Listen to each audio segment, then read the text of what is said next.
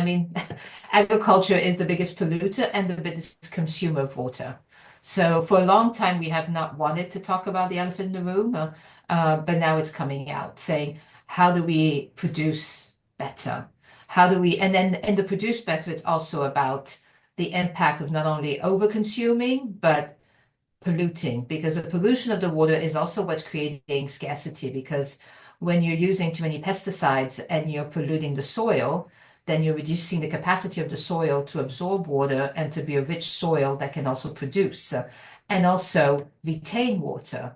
So the whole drought factor, I was at the desertification COP in Riyadh in December, and for me it was a water COP because we just spoke about drought everywhere. But the droughts were really highlighted as land degradation issues. So we're really starting to look at the whole cycle. It's the green and the blue water cycle that we're talking more and more about. The blue water, which is about service delivery, drinking water, water for economies. But then the green water cycle is how do you sustain and renew and continue producing enough water with the clouds, rain, to the land, replenishing the soils, going to the groundwater, evapotranspiration. That whole cycle is becoming more and more important. So actually, I don't know if you remember, but Malcolm Falkenberg's work, that's really coming up again. And the Economics of Water report that came out with the Global Commission on the Economics of Water is really putting forward that we need to consider water as a global common good. We have to secure the whole hydrological cycle because that is the basis of what's keeping our planet Earth living, actually. Yeah. So we're actually reframing the narrative around water. It's not just a local. For a very long time, we weren't able to talk about water issues because they're like, oh, that's local. That's at the country level. That's at the city level. But it's like, no.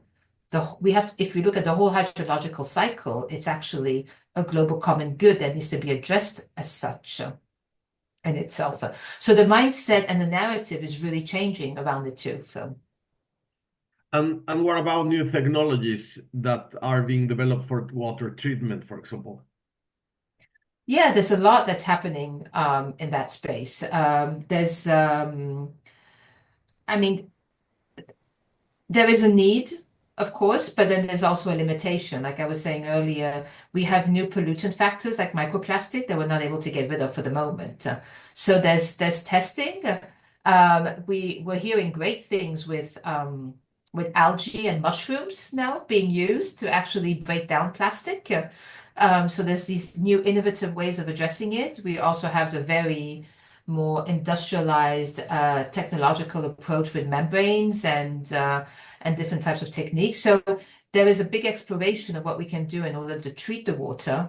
But there is a very big concern, like I said earlier, about these long-lasting pollutants that we're not able to get rid of now. So we can't just be in this mindset we've been in, which is, oh, consume, pollute, treat. Now it has to be, we have to prevent the pollution because some of these pollutions are untreatable. And the water cycle might not run out, but we don't know how to produce more water. I mean, it's the same water on Earth that's been here since the beginning of Earth. So if you've polluted all your fresh water with microplastic, what can we do about it until we find a way to get rid of those microplastics? But we're not able to at the moment. So there's a bit of a rat race in that. In MENA, water scarcity is a primary concern, while in Latin America, challenges include pollution, waste, and unequal distribution. Please tell us the most prominent problems in different regions and how they are interconnected. Well, I mean, we're going to see more and more with droughts also in other regions because the whole water cycle is being changed. The MENA region is, of course, very much connected to droughts, and they're looking for other solutions, and they're innovating there. So, for example, because of the situation and because of the money they have in the MENA region, they're really developing much more the desalination technology here. And the desalination technology is quite energy intensive. But what's good in that region is that they're actually coming up with solutions of how to desalinate with less energy intensive means. So that's something that's actually able to meet the requirements and the needs of other countries. What's interesting also is that they're realizing that they need to take care of their waste.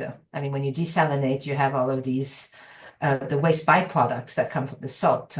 And I think because we're really understanding the whole cycle, and there's no point in like desalinating and then polluting your soils by throwing away the salt that comes from the desalination or putting it back in the oceans. They're innovating in what can we do with this residues of salt. So right now they're actually looking into creating renewable batteries with that to replace the lithium in it too. So it's very interesting what I was talking about, the mindsets changing. How do we, when we find a solution, how do we also consider what are the trade-offs around it? So what we were criticizing around the desalination angle, which was too energy intensive and waste that pollutes and destroys our seas or our soils. The thinking now is how do we reuse and recycle that waste, and how do we use renewable energies to produce the desalination angle of things. So, in South America, when it's the question of water quality, then it's a big question of, again, investments and also regulation. I mean, one of the big issues, for example, in Brazil is the mining industry that's overusing water and also over polluting it. So then there's a strong need for the countries to step in and regulate that. So it's,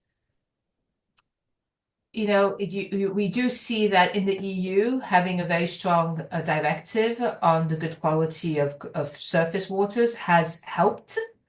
But you also need more incentives. Just because we've had the framework, it hasn't made the big changes we were hoping for.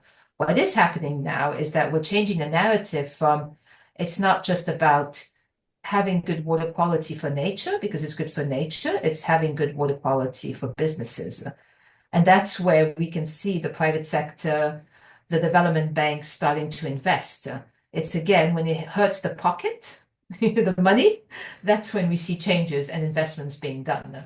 So now it's more, at the industry level that they're looking into how to reduce their impact on the pollution of the ecosystems around them because it harms their business too much.